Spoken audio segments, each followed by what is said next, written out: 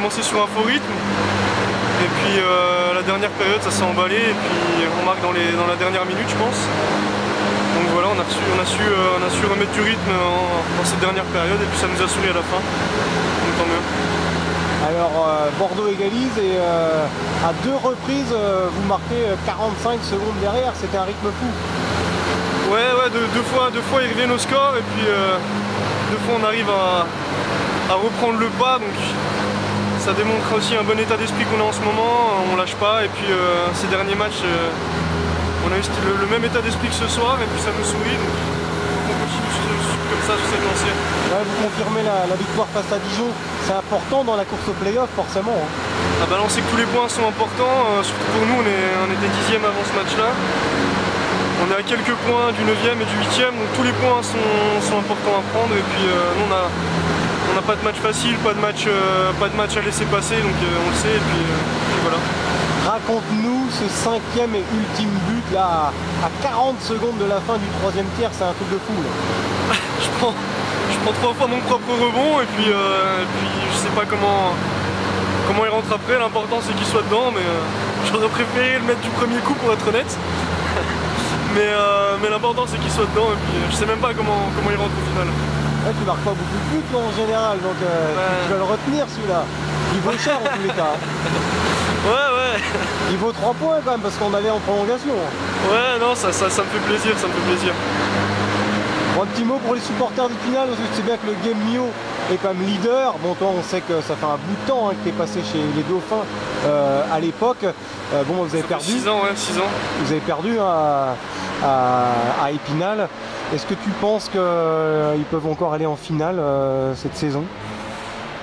Je sais pas, honnêtement ça va être je pense très serré pour tout le monde, ça va être difficile même pour les meilleures équipes du championnat d'accéder à cette finale parce que le niveau est très homogène. Après ils ont un public qui les pousse, ils ont l'infrastructure, on verra bien. On verra bien, mais ça va être très difficile pour tout le monde je pense. Strasbourg, il y a un objectif, c'est de passer le premier tour des playoffs j'imagine? Bah pour nous déjà on prend match après match. Et puis l'objectif principal je pense que c'est de faire les playoffs. Et ensuite on verra, on prendra la suite comme elle vient, mais l'important c'est de faire les playoffs, finir dans les 8 déjà. Et ensuite on réfléchira à la suite. Prochain match, c'est Amiens il me semble? Ouais. Ça va être dur là aussi, c'est costaud. C'est costaud, c'est comme pour nous, c'est comme toutes les autres équipes. C'est dur à chaque fois, il faut qu'on soit prêt à chaque fois, il faut qu'on impose notre rythme à chaque fois. On commence à avoir l'habitude, on commence à avoir de la bouteille cette année, si je peux dire. Donc voilà.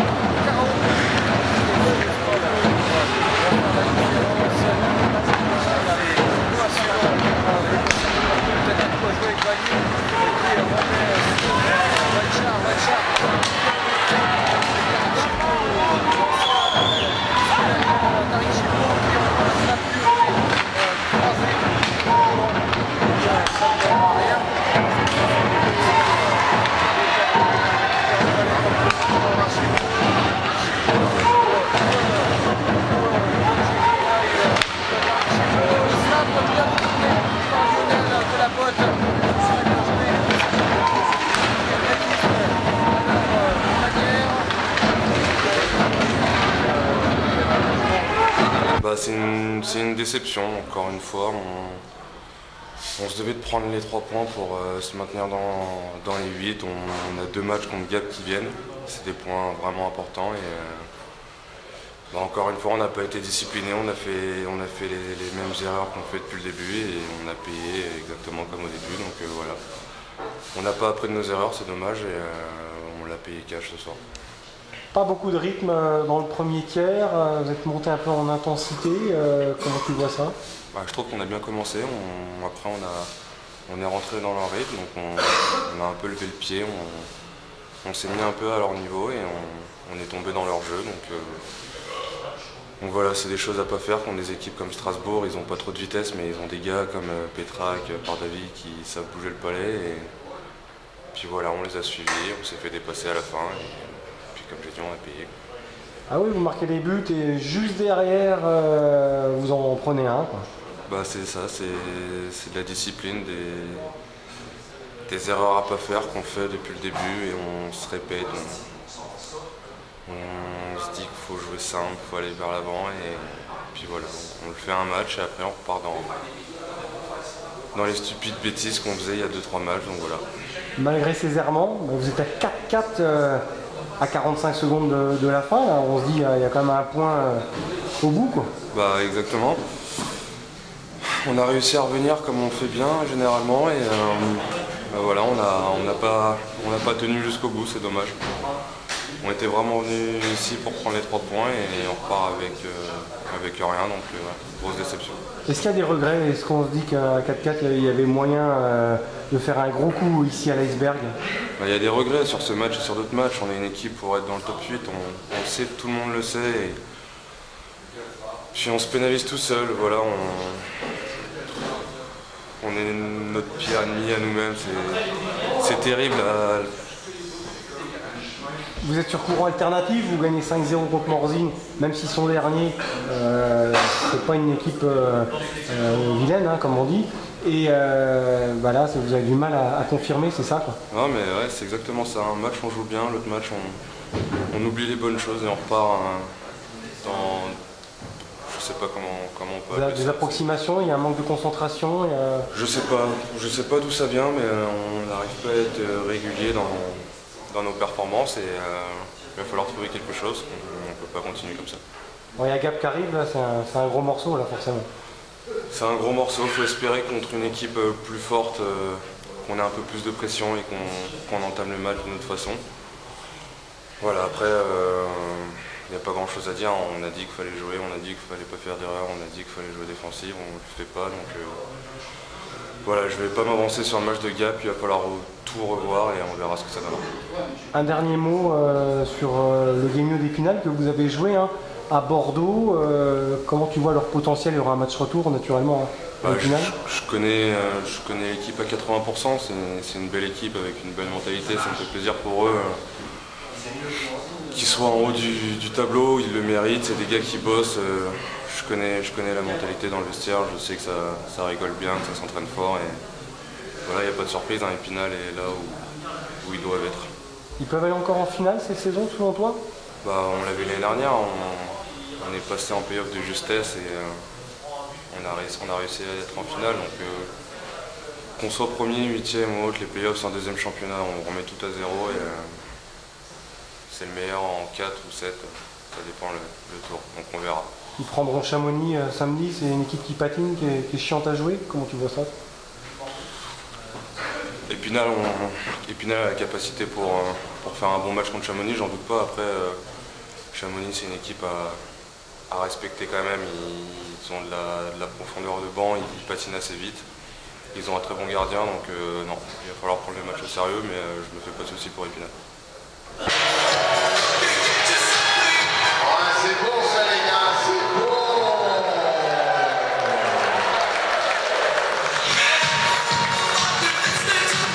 Et maintenant, comme d'habitude, je sens la petite surprise, je la sens bien celle-là.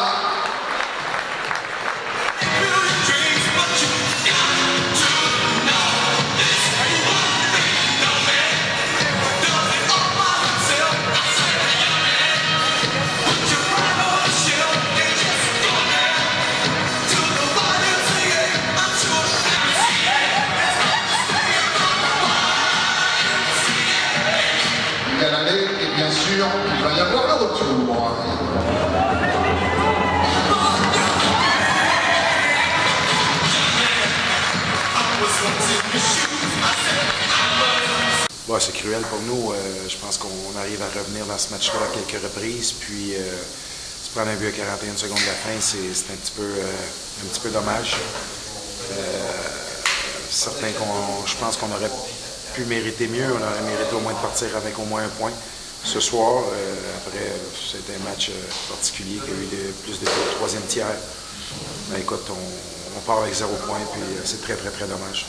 Comment vous expliquez que dès que vous revenez au score, vous prenez un but juste derrière, hein, c'est arrivé 2 fois. Hein. Oui, c'est arrivé 2 fois. Après, Strasbourg a mis des pucks au filet, puis c'était souvent sur des déviations.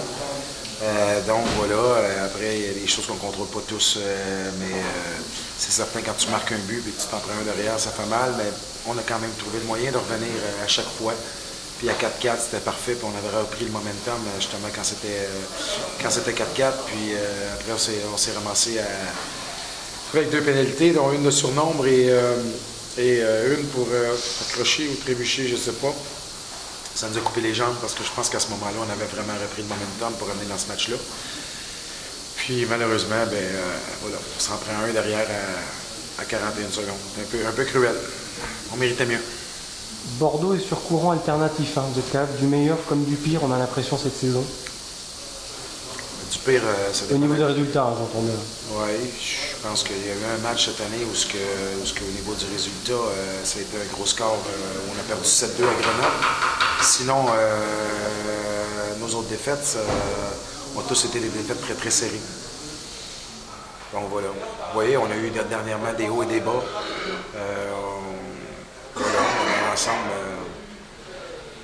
Qu'est-ce qu'il faut corriger? C'est ces sautes de concentration Oui, la concentration, c'est une chose, évidemment, qu'on doit évidemment s'améliorer parfois, parce que des fois, quand on joue comme on a quand même une belle équipe sur papier, quand on joue comme on est capable de jouer, on peut le faire pendant 30-40 minutes et tout ça, puis on est capable d'être très dominant à ce moment-là, et solide aussi défensivement.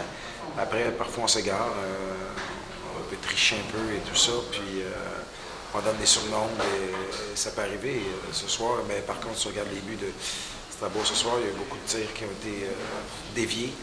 Après, c'est la clé aussi, là, le hockey d'aujourd'hui, qui met beaucoup de pucks au but avec des tirs déviés. Mais honnêtement, je pense qu'on méritait de partir d'ici avec un point, au moins. Gap maintenant au programme? Oui, la semaine prochaine, on reçoit Gap. Ouais. Il y a mieux pour se refaire une santé? Ça dépend. Il n'y a pas aucune équipe qui je veux dire, on ne choisit pas nos équipes, puis on n'a pas. Je pense pas qu'on doit craindre personne dans le sens que on a une belle équipe aussi, on est capable de jouer contre toutes les équipes. Gap sont venus chez nous il y a 2 semaines en Coupe de la Ligue, on les a battus 3-2. On est allé chez eux faire un match très très serré en Coupe de la Ligue encore, ils s'en viennent chez nous. Je pense qu'il y a beaucoup de parité dans la Ligue cette année, fait que peu importe contre qui on joue, il faut s'attendre que ce soit des matchs très très compliqués, que ce soit des équipes plus bas dans le tableau ou des équipes dans la première partie du tableau. Donc, nous, on fait partie du milieu du peloton en ce moment. Donc, tous les matchs sont accessibles et tous les matchs peuvent être compliqués aussi. Un mot sur le leader, Gamio. Comment vous voyez Gamio, écoute, c'est drôle parce que cette équipe-là, on les a vus plus tôt en saison, puis on avait perdu chez nous en prolongation contre Épinal et on avait fait un excellent match. Un excellent match où je crois qu'on aurait mérité de remporter ce match-là. Par contre, c'est vrai que c'est une surprise pour moi, mais écoute, ils ont remporté plusieurs matchs consécutifs. Ils perdent, je crois, à Grenoble l'autre jour 1-0. C'est une grosse surprise en début de saison, donc voilà, c'est une belle équipe. Puis on va les revoir, mais je les ai vus très tôt en début de saison, donc je ne les ai pas vus rejouer depuis ce temps. Mais c'est surprenant qu'ils soient premiers en ce moment. Je les voyais vraiment dans la première partie de tableau. Par contre, ils avaient quand même eu beaucoup de soucis l'été dernier et tout ça. On aurait pensé que ça aurait peut-être pu déranger un peu. Mais non, ils sont là dans le haut du tableau et très solides en plus. Donc, c'est une équipe à prendre très, très au sérieux. Oui, ils ont aligné 9 victoires consécutives avant de tomber. Exactement. Ouais. Ils sont armés pour aller encore en finale, selon vous? On va voir. Il y a plusieurs bonnes équipes. On connaît la qualité des équipes comme Rouen, les équipes comme Angers. Gap sera toujours là. Amiens peut peut-être être là cette année, mais Épinal, ils ne sont pas là pour rien en ce moment. Donc, évidemment que je pense qu'ils ont certainement une carte à jouer. Puis il peut peut-être y avoir aussi un outsider qui peut faire un peu comme Épinal le fait l'an passé.